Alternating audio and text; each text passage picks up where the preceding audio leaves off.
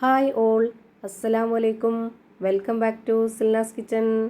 ഇന്നത്തെ റെസിപ്പി ഭയങ്കര സിമ്പിളായിട്ടുള്ള നല്ല ടേസ്റ്റി ആയിട്ടുള്ള ഒരു വെറൈറ്റി ഈവനിങ് സ്നാക്സിൻ്റെ റെസിപ്പിയാണ്. കുട്ടികൾക്കും വലിയവർക്കൊക്കെ ഒരുപോലെ ഇഷ്ടാവുന്ന നല്ലൊരു കിടിലൻ ടേസ്റ്റി ആയിട്ടുള്ള പലഹാരമാണ്. അപ്പോൾ ഇതെങ്ങനെയാണ് തയ്യാറാക്കുന്നതെന്ന് അറിയാനായിട്ട് വീഡിയോ സ്കിപ്പ് ചെയ്യാതെ മുഴുവനായിട്ടൊന്ന് കണ്ടു നോക്കണേ. റെസിപ്പിയിലോട്ട് കിടക്കുന്നതിന് മുമ്പായിട്ട് സിൽനാസ് കിച്ചൺ ചാനൽ ആദ്യമായിട്ട് കാണുന്നവരാണെങ്കിൽ പ്ലീസ് ഒന്ന് സബ്സ്ക്രൈബ് ചെയ്തേക്കണേ. ഒപ്പം തന്നെ ഈ വീഡിയോസ് നിങ്ങൾക്ക് ഇഷ്ടപ്പെടുകയാണെങ്കിൽ ഒരു ലൈക്ക് ചെയ്ത് ഷെയർ ചെയ്ത് സപ്പോർട്ട് ചെയ്യാനും മറക്കരുത്. ഇനി നമുക്ക് ഇതെങ്ങനെയാണ് തയ്യാറാക്കുന്നതെന്ന് നോക്കാം.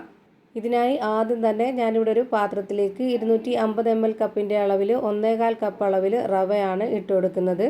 വറുത്ത റവ തന്നെ ഇട്ട് കൊടുക്കാൻ വേണ്ടി നോക്കുക. ഞാനിവിടെ വറുത്ത റവയാണ് എടുത്തിട്ടുള്ളത്. പിന്നെ ഇതിലേക്ക് ഇട്ട് കൊടുക്കുന്നത് മൈദയാണ്. ഞാനിവിടെ 250 ml കപ്പിൻ്റെ അളവിൽ 1 കപ്പ് നിറയെ ഇട്ട് കൊടുക്കുന്നുണ്ട്. മൈദയ്ക്ക് പകരം ഗോതമ്പ് പൊടിയിൽ ചെയ്തെടുക്കണമെന്നുള്ളവർക്ക് അങ്ങനെയും ചെയ്തെടുക്കാം, കുഴപ്പമൊന്നുമില്ല.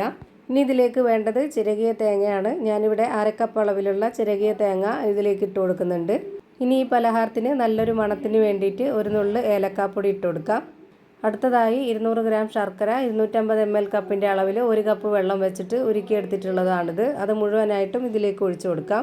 ഈ ഒരു ശർക്കര ഉരുക്കിയതിന് പകരം പഞ്ചസാരയിൽ ചെയ്തെടുക്കണമെന്നുള്ളവർക്ക് അങ്ങനെയും ചെയ്തെടുക്കാം. പിന്നെ ഇതിലേക്ക് മധുരത്തിൻ്റെ ബാലൻസ് ചെയ്യാനായിട്ട് ഒരു നുള്ള് ഉപ്പും കൂടെ ഇട്ട് കൊടുത്തതിന് ശേഷം ഇതെല്ലാം കൈവച്ചൊന്ന് നന്നായിട്ട് യോജിപ്പിച്ചെടുക്കുന്നുണ്ട്.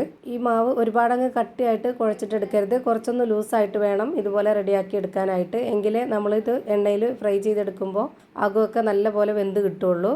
അപ്പോൾ ഈ മാവിൻ്റെ കറക്റ്റായിട്ടുള്ള പരുവം ഞാൻ കാണിച്ചു തരാം. ഇതുപോലെ നമ്മൾ മാവ് കയ്യിലെടുത്തതിന് ശേഷം ഈ ഒരു ഷേപ്പിൽ വേണമെങ്കിലും നമുക്ക് റെഡിയാക്കി എടുക്കാവുന്നതാണ്. ഞാനിതുപോലല്ല, കയ്യിൽ കുറച്ച് മാവ് എടുത്തിട്ട് അതുപോലെ തന്നെ അങ്ങ് നുള്ളി ഇടുകയാണ് ചെയ്യുന്നത്.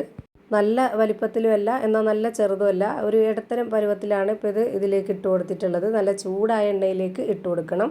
ഇതെല്ലാം എണ്ണയിലേക്ക് ഇട്ട് കൊടുത്തതിന് ശേഷം മീഡിയം ടു ലോ ഫ്ലെയിമിൻ്റെ ഇടയ്ക്കുള്ള ഒരു ഫ്ലെയിമിൽ വെച്ചിട്ട് വേണം ഇത് വേവിച്ചെടുക്കാനായിട്ട്. അല്ലാന്നുണ്ടെങ്കിൽ ഇതിൻ്റെ പുറം ഭാഗം പെട്ടെന്ന് കരിഞ്ഞു പോവുകയും അകം വേവാതിരിക്കുകയും ചെയ്യും.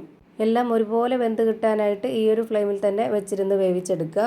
ഞാനിവിടെ തിരിച്ചു മറിച്ചൊക്കെ ഇട്ട് കൊടുത്തിട്ട് ഇത് നന്നായിട്ട് വേവിച്ചെടുക്കുന്നുണ്ട്. ആദ്യം ഇട്ട് കൊടുത്തത് ആദ്യം തന്നെ വെന്ത് വന്നു. ഇനി അതെടുത്ത് മാറ്റാം. ഇത് അധികം എണ്ണ കുടിക്കുമെന്നോർത്ത് പേടിക്കൊന്നും വേണ്ട. ഒട്ടും എണ്ണ കുടിക്കാത്ത നല്ല കിടിലൻ ടേസ്റ്റി ആയിട്ടുള്ള ഒരു അടിപൊളി പലഹാരമാണ്. എന്തായാലും ഒന്ന് ട്രൈ ചെയ്ത് നോക്കുക, എല്ലാവർക്കും ഇഷ്ടാവും. ഇത് നല്ല സോഫ്റ്റ് ആയിട്ട് പഞ്ഞു പോലെ ഇരിക്കുന്ന ഒരു അടിപൊളി പലഹാരമാണ്. ഇതിൻ്റെ അകം എങ്ങനെയാണ് ഇരിക്കുന്നതെന്ന് അറിയാനായിട്ട് ഞാനിവിടെ പൊട്ടിച്ച് കാണിക്കുന്നുണ്ട്. ഇതിൻ്റെ അകമൊക്കെ നല്ല പോലെ വെന്ത് വന്നിട്ടുണ്ട്. അപ്പോൾ ഇത്രയേ ഉള്ളൂ ഇന്നത്തെ വീഡിയോ ഇഷ്ടമായാൽ ലൈക്ക് ചെയ്യാനും കമൻറ്റ് ചെയ്യാനും ഷെയർ ചെയ്യാനും മറക്കരുത്.